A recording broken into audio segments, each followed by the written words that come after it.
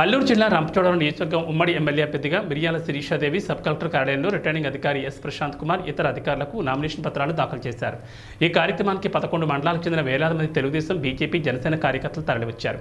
ఈ సందర్భంగా మాట్లాడుతూ రంపచోడవరం నియోజకవర్గంలో రాక్షస పాలనకు త్వరలో విముక్తి కలుగుతుందని, రాబోయేది తెలుగుదేశం పార్టీ అని, అవినీతి అక్రమాలకు త్వరలో చరమగీతం పాడదామని, ప్రజలు ఎంతో ఆతృతగా ఎదురుచూస్తున్న మంచి రోజులు త్వరలో రాబోతున్నాయని అన్నారు.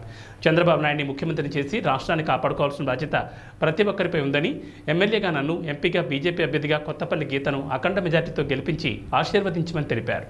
చంద్రబాబు నాయుడు గారు గెలవబోతా ఉన్నారు. రాష్ట్రానికి రాబోయే రోజుల్లో మంచి రోజులు రాబోతా ఉన్నాయి. ఈ రాక్షస పాలన నుంచి ప్రజలు విముక్తి కలగడానికి ఎప్పుడా అని ఎదురు చూస్తూ ఉన్నారు. కాబట్టి ప్రజలు ఎవరు కూడా అధైర్యపడాల్సిన అవసరం లేదు.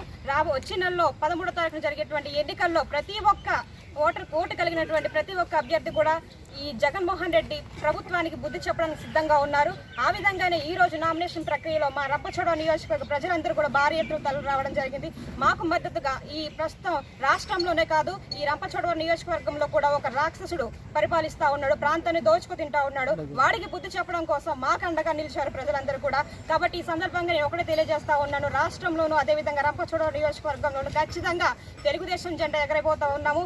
ప్రజల వద్దకే ప్రజల యొక్క ప్రజాస్వామ్య ప్రభుత్వం త్వరలో రాబోతా ఉందని కూడా ఈ సందర్భంగా తెలియజేస్తా ఉన్నాను. కాబట్టి ప్రజల వరకు కూడా అధైర్యపడాల్సినటువంటి అవసరం లేదు. ప్రజలందరికీ కూడా నేను తోడుగా ఉన్నాను. నా ఏజెన్సీ ప్రాంతంలో ఉన్నటువంటి గిరిజనులకు, గిరిజనేతలకు ప్రతి ఒక్క వారి సమస్యలన్నింటిపై కూడా నేను ఒక బిడ్డలాగా, ఒక అక్కలాగా, ఒక చెల్లిలాగా వారికి దండదండలుగా ఉంటానని హామీ ఇవ్వడం కూడా జరిగింది.